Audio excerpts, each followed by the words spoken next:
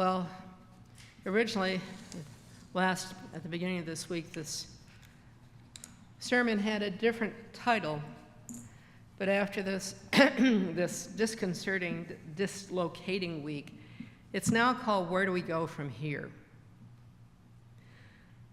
I don't know about you, but after a week like this, I sure do need Jesus. Well, our gospel today certainly fits a time when churches are talking about money. Virtually every church has Stewardship Sunday this Sunday.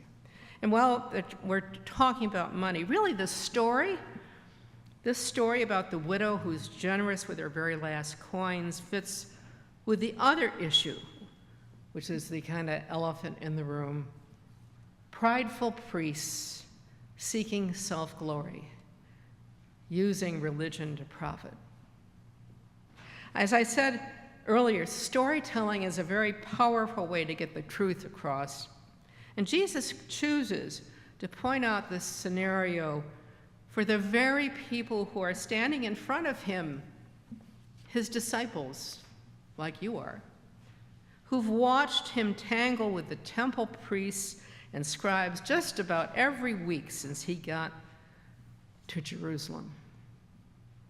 We need to realize at this point that Jesus is really a revolutionary.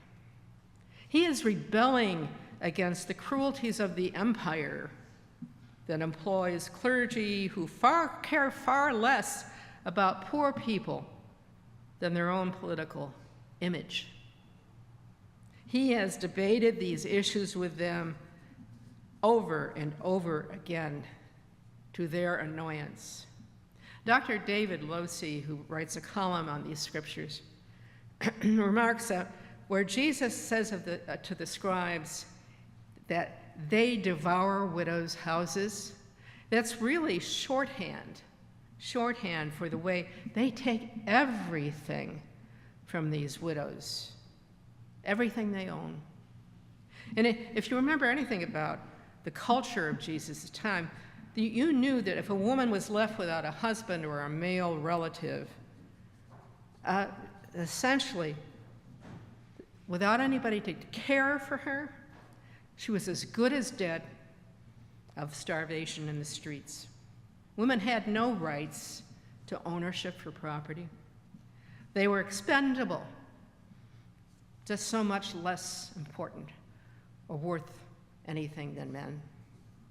If we read this portion of the gospel again, we start to realize that Jesus is not so much praising the widow for her faithfulness as he is condemning the lack of concern of the Pharisees and the scribes.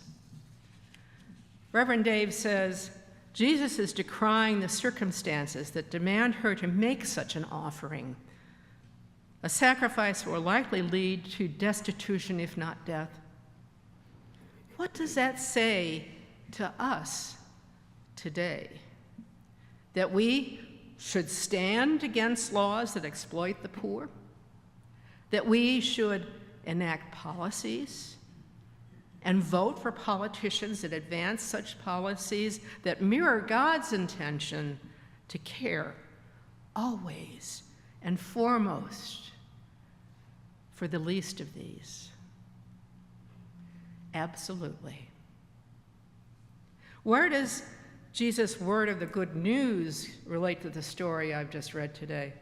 He adds the good news of this passage comes in what it says about the God we worship. Because this God cares about this woman and her sacrifice.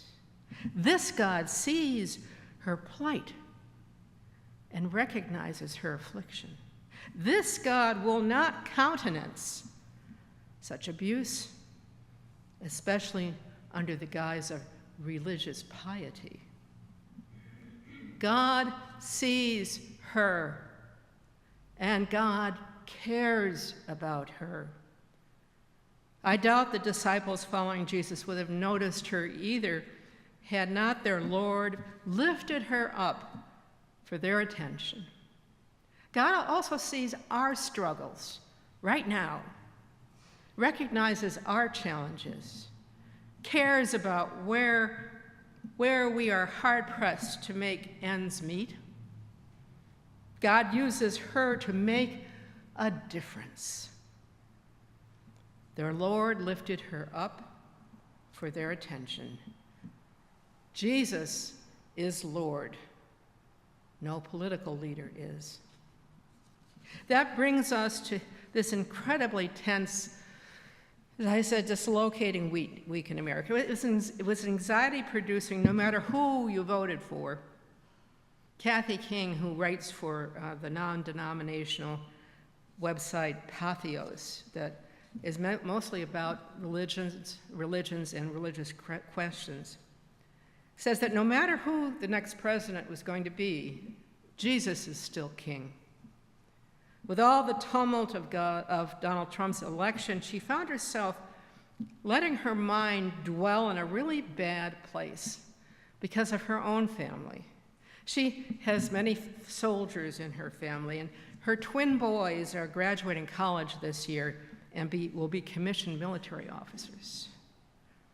She says, I realized that I'd lost my way in the mucky mess of politics rather than taking the first step of someone who says they are a follower of God.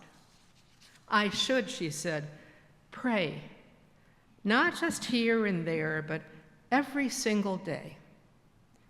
Jesus said that he left us his peace, not as the world gives, but his peace. He added that we should not let our hearts be troubled and not be afraid. Actually, the most common phrase in the Bible, which I find interesting, is do not be afraid. It's there in one form or another 117 times in the Bible. That tells you something. Jesus himself openly questioned Jewish traditions because they had become quite corrupt. And he wanted to bring people's focus back to God and not the corruption that had seeped in. However, that still doesn't deal with the real elephant in this room, our own state of mind among our First Congregational church community, now that the election is over and we are being called to go with our concerns and fears forth from here. And Dr. Teresa Smith also writes for Patheos, and she said this, which is quite clear from her perspective. She said, this victory marks a shift celebrated by some and mourned by others, especially those who supported Kamala Harris. She was a candidate, she says, who represented diversity, inclusion, and progress. For many, her defeat may feel personal, especially for women, minorities, and communities who saw themselves in the candidacy. So Dr. Smith urges us instead to embrace our emotions, to build strength, and offers this verse from Psalm 34. The Lord is near to those who are discouraged. He saves those who have lost all hope. Honor those feelings that we might have of discouragement, but don't let them consume you. Instead, she urges, see this moment as an opportunity to focus on meaningful action aligned with your personal values. Progress, she insists, does not stop with one election. It continues through each of us. So that leaves us here at First Church with our doors that are open to all, needing to look at the communities we need to support after some of that destructive language and hatred was spewed during the last few weeks. Since we are open and affirming, we need to publicly restate our inclusion of all people, regardless of gender identity. We need to be mindful of the ways we can support those who are refugees from conflict in other countries. We need to make it publicly clear that we are proud of the many nationalities of those who gather with us each Sunday as members and friends. We need to speak out against racism. We need to work in whatever we can to stop those who are trying to take away fiscal support of Social Security, Medicare, and Medicaid.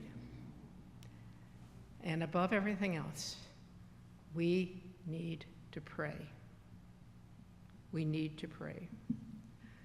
So today, for our joys and concerns that follow, I would like to see us share how we might have felt this week, or what our main concerns are, or where we'd like to see us focus our energies. And we'll raise up other people in prayer. So let me end with a quote. It's not from Jesus, it's from Confucius. If there is righteousness in the heart, there will be beauty in the character.